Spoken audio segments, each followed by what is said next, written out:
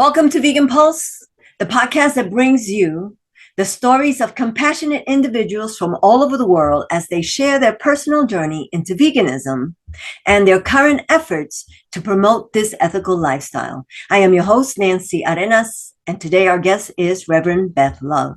Reverend Love is the founder of Eat for the Earth, an organization that makes it easier for people to eat more plants and less animal products. Eat for the Earth was launched in January 2019 and has grown exponentially. They fulfill their mission and purpose through partnerships with institutions, creating policies and practices that increase plant food consumption and decrease consumption of animal products. Let me introduce her to you. Hi, Reverend Beth. Hi, Nancy. Thank you for having me on your show. Oh, thank you for joining us. I look for all perspectives and all stories, and I'm sure that this is going to be just as good as any other story that we've had, and I welcome it. Thank you so much. So let's talk about your journey into veganism. Okay. Yeah, so I was very fortunate in that when I was very young, I think 11, 12, around there, my mother started us down the path of whole food vegetarianism. So, she got rid of the red meat and the fish, and then eventually all the meat, the egg, not the eggs, but the food colors, the processed foods, the white flour, white sugar, etc. So I already got started on that path, and it was about health for her. And so I adopted that orientation as well, that I was a health food vegetarian. And after about 20 plus years of being a health food vegetarian and having that be very much part of my identity, I got into a 12-step program for recovery from childhood trauma. And in that program, I learned that I needed to turn my life and my will over to the care of a loving higher source as I understood that source. And I just went into pure terror that God of my understanding was going to make me eat meat. And nobody around me could figure out why any God would want me to eat meat. But for me, that was the big fear, that if I just totally give up control of my life, I'm going to have to eat meat. And so I was so blessed because I was walking down the sidewalk in my town one day, and there was a sidewalk sale, and I walked by a bookstore, and this book fell out at my feet, and it was called A Higher Taste. The Guide to Karma-Free Eating, and it was by the Hare Krishnas. And the Hare Krishnas are vegetarians, so it was a vegetarian book, but it had a concept in there that really helped me to solve the riddle of why I was feeling so afraid, and helped me to move forward into a truly aligned path. Because the concept was to not eat any living being for our pleasure. And so as I realized, oh, okay, this is what God might want me to give up, this orientation toward like my ego identity being like, I am a health food vegetarian, and to go into a more spiritual relationship with my diet. And so when I did that, when I started understanding that, yeah, I don't want to hurt any living being. Who wants to? Nobody that I know wants to hurt a living being for their pleasure. Ultimately, it led me to release the dairy. I had already released the eggs because I didn't like them, but ultimately it led me to release the dairy because I understood that there was more cruelty in the dairy industry than in the beef industry even. And so my veganism is now, for myself personally, really around my own spiritual commitment not to hurt any living being for my pleasure. What a beautiful thought. And, I think about that sometimes because when you're talking to people, and especially people who believe themselves to be very religious, and how they don't make that connection about, all life is precious. Right. And how we shouldn't really do harm to any other living being for any reason whatsoever. Right. And certainly not our pleasure, but we've been so indoctrinated into the cult of carnism, as Melanie Joy has so eloquently described it. And so we think it's not only, normal, but it's also necessary, right, to eat these animals. And so people can easily say, okay, I need to do this, so I'm not going to look. I'm not going to look at what's going on over there. And so I think that's really the big thing that we need to address, is that, or keep in mind as we're working with people and as we're having these conversations with people, is that people are so indoctrinated into carnism that it's hard for them to face their own cognitive dissonance around doing something that nobody wants to do. Nobody wants to hurt a living being for their pleasure. Nobody I know does. And yet that's what they're participating in 3 times a day, or sometimes more often.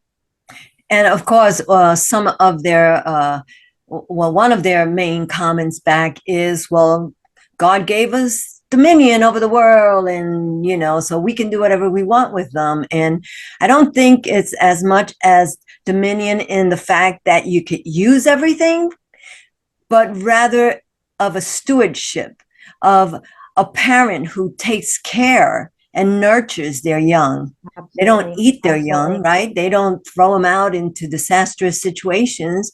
Instead, they care for them and they help them to hopefully be better than what they were. Absolutely. Yeah.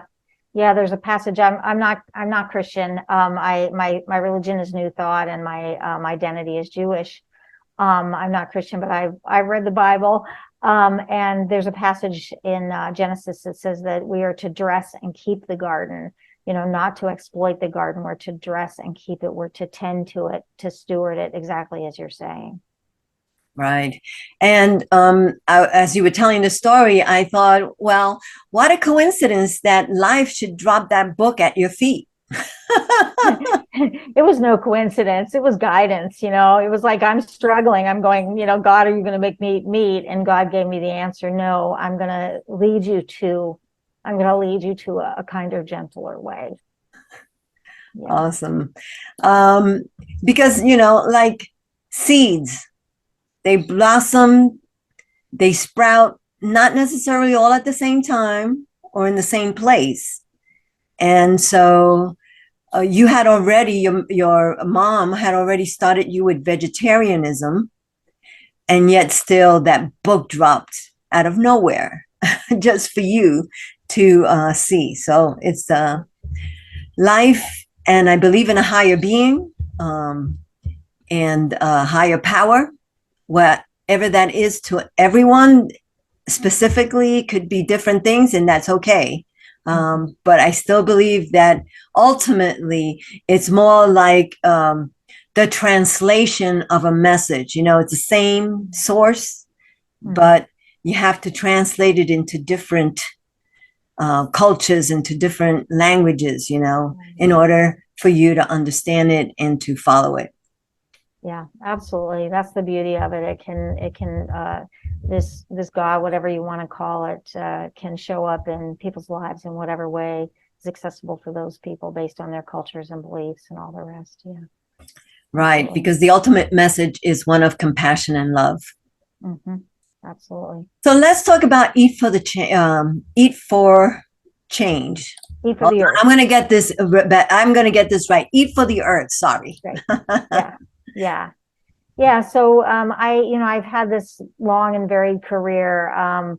As soon as I get really good at something, I usually get the message that it's time to move on to something else. And such a thing happened to me in 2015. I had gotten really clear that I needed to leave a New Thought church that I had helped to found and where I was in leadership for almost 20 years. And I loved my work. I was running the families ministry, helping the children, the parents. I was in leadership in the prison outreach ministry, helping men in the state prison deal with their childhood wounds. My whole life had been about the children, teaching Montessori, running organizations related to child abuse. And I had so many other really great things I did in the church and the prayer ministry and the music ministry, but I was getting this clear guidance that I needed to go. And I didn't know what was next, but I knew there was something else for me to do. And within a week of leaving, my husband and I watched the movie Cowspiracy. So at this point, I've been vegan for more than 20 years. And if your listeners don't know about Cowspiracy, great movie. It shows, it depicts the environmental impact of animal agriculture. And I saw that movie and it really answered the question that I was living in. Similarly to that book dropping on the ground, it was like, okay, right. Like all this good work that I'm doing in the world. It doesn't matter that my little students, 3 years old, are meditating, or their parents have tools for dealing with them better, or the men in state prison are healing, and some of them even getting out because they're doing such a good job with their lives. None of that's going to matter if there's no earth that our children can live on, if the habitability of our earth is so compromised that there's no longer any safe habitable space for human and other life. So I realized that I really needed to come out about my veganism. It's not that I had hidden my veganism, but I had been I had not been very willing to talk to people about their diets because I felt like it was such a personal thing. And it was suddenly very clear to me, even though I knew it already, like, this is not just personal, this is our whole earth. This is our planet that we inhabit together. And all of the other reasons that what we eat is not personal. You know, when we're choosing to eat the standard American diet, we're running up medical costs for everybody, right? I mean, there's so many ways that what we eat has collective impact as well as personal impact. So I just really started jumping in and teaching people how to make this delicious whole food plant-based meals, and started a program to help people try it out for 30 days and transition if they wanted to, and eventually realized I really wanted to do something that had more of an impact, because my goal is a habitable world for the children of the world, and then like what I'm doing is helping a few people but not really making the kind of difference I want to make. So Eat for the Earth was born out of that impulse to make a bigger difference. And, it's slow work, but I believe in some of the institutional partnerships that we've done, some of the programs that we're doing, that there's some potential for having a bigger impact. And for example, we have a program that we got funding actually from the city and county of Santa Cruz, which just that in and of itself, to get funding from the government for a whole food plant-based intervention, I think is pretty exciting. So we got this funding, so we're able to ramp up this program where we take people through a 10-day immersion into whole food plant-based nutrition and diet, and they try it out for 10 days, and we do biometric testing at the beginning. So we test their cholesterol and their glucose, their blood pressure, weight, height, BMI, all these things, and then they eat this diet for 10 days, and then at the end we test them again. And out of all the people that we have served so far in the program, only 3 have not had at least one improvement. So we have about, it's a very high percentage. I'm still crunching the numbers right now for this last fiscal year, but we have a very high percentage of people who are having at least one improvement, and some people remarkable improvements in 10 days. They start off with LDL cholesterol or maybe blood pressure so high that we can't even measure it with our instrument. And at the end, in 10 days, they're down at something healthy, like a 68 on their LDL, for example, heart attack proof, as Dr. Greger would say. And so, people, it's transforming people's lives. They're going off their diabetes medication, et cetera. And the way that I think we can create institutional change with it is that we're partnering, not for all of the rounds, but for many of the rounds, we're partnering with healthcare institutions. So the doctors that are referring these patients are seeing this change. So our intention is for in Santa Cruz County for there to be a revolution in healthcare. We're primarily partnering with the clinics that are serving the low-income population who are more marginalized, mostly Latino, and have higher rates of diabetes and obesity. And so we're demonstrating to these doctors in these public clinics or private nonprofit clinics that what's possible that they've never seen before, because they've been trained in medical school that you can't reverse diabetes, you can't turn around heart disease. And then they see these very short-term changes. And so our hope is that with this intervention over time, we'll have more doctors referring more people to eat the healing diet instead of giving just pills and, procedures and surgeries. Absolutely. And that is so important because people go to the doctor and first of all, they don't realize that usually they don't have that much nutrition education. I mean, that's being changing now with Dr. Bernard going around, Dr. Mills and other doctors who are, coming forth for vegan, whole food, plant-based diets. But for the most part, you have a regular doctor who's not, who hasn't gone up with the new studies, and they're still going on what they eat, on what they do, and not necessarily what's best for the patient. Right. They have this access to the same information that the American public has access to, which is a whole bunch of pop science and fad diets and all these things that are not truly healing. So our hope is that they'll be curious themselves, and we can give them resources like Physicians Committee for Responsible Medicine and all their great resources for clinicians, or Dr. Clapper's program, and really get them. Give them the tools to be the healers that they wanted to be when they signed up for medical school. Right. And so when you're talking about veganism and you're promoting veganism, anyone can do it at any level. It could be as simple as signing a petition. It could be as simple as bringing someone to a potluck. Exactly. Or to, introduce them to different people, different podcasts, different recipe books, bringing food.